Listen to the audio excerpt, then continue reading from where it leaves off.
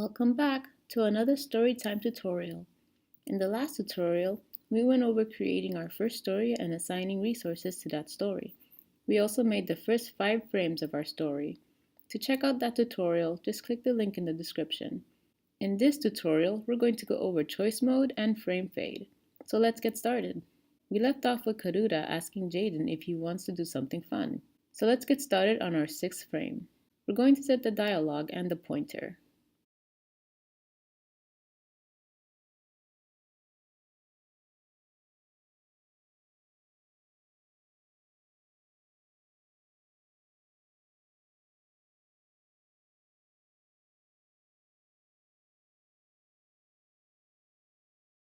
Next, we're going to go to the choice mode menu. We're going to turn on choice mode. We're going to leave it at 2 choices. We'll set the display text for the 2 options.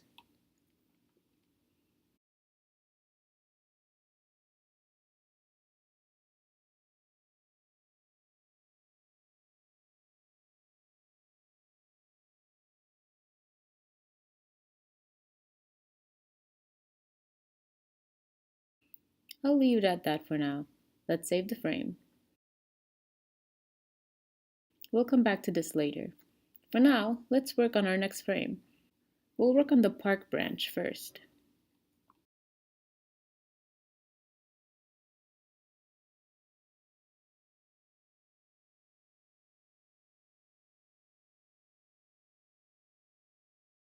In this frame, we're going to simulate the passage of time by using image fade. In the Frame Options menu, I'm going to set the duration type to timed. We'll set this to 1 second, and we'll set the fade to yes. The first option here sets duration of the fade. We'll leave it at 1 second for now. The next option sets how long to wait before the next frame fades in. We'll leave it at 1 second. We're going to set the fade type to image, and we're going to select the park at night. I also want to stop my background music here, so we'll remove it. So what this means is that once we start the frame, we're going to start with the park in the daytime. We will display the park in the daytime for 1 second before starting our transition. Once our transition starts, it's going to take the daytime park image 1 second to completely fade away. Afterwards, we're going to wait 1 second to go to the next frame. We'll save the frame, and on our next frame, we'll set the park background to nighttime. To do this, we'll make sure we have our park background selected. Then, in the background state menu, we'll select the nighttime state. Let's save our frame. We can now go back to our choice mode frame by selecting it from the Saved Frames panel. Next, we'll go into the choice mode menu. From here, I can set the park option to jump to our first frame of the park branch. This is the frame's ID, so from the drop-down menu, we'll set it to jump to that frame. We'll save the changes. Now let's preview our story. I don't want to preview it from the start, so I'll select the frame that I want to start from, then click Preview.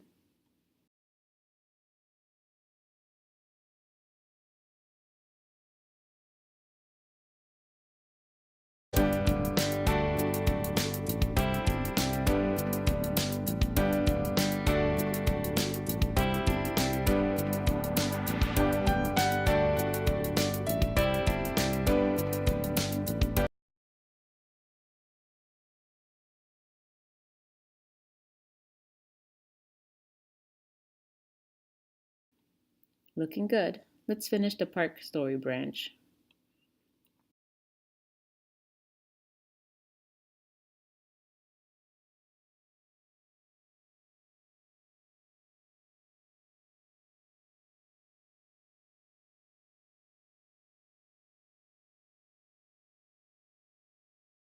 Now that I'm done with the park story branch, we'll do the same with the beach story branch.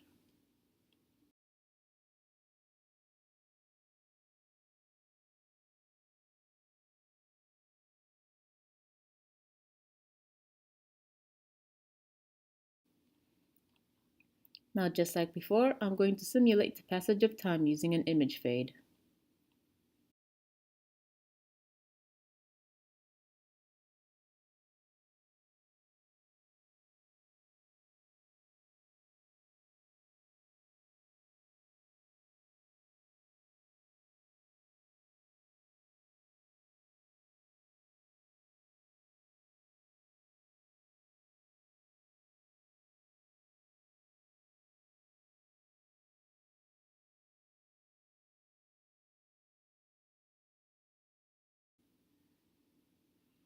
I'll also go back and update our choice mode so that the beach option will lead to the beach path.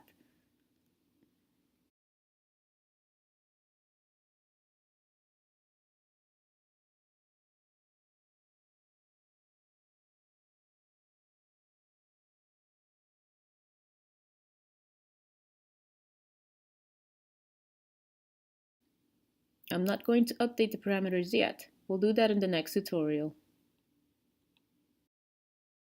Now that both paths are done, I can work on the next part of the story. At the end of both paths, Jaden offered to take Haruda out to eat.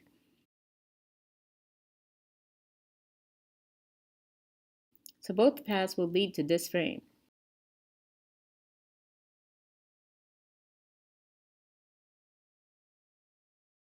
We do not need to edit the beach path because it is already going to the next frame. But we do need to add a frame jump to the end of the park path. So let's select the final frame of the park path.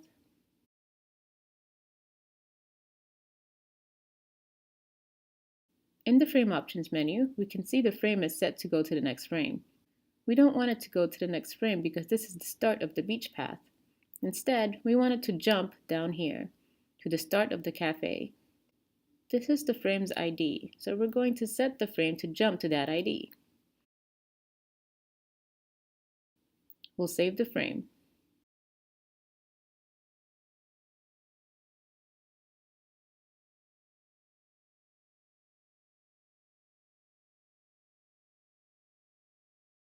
And now we can see that the frame jumps to the proper frame. Now let's preview our story.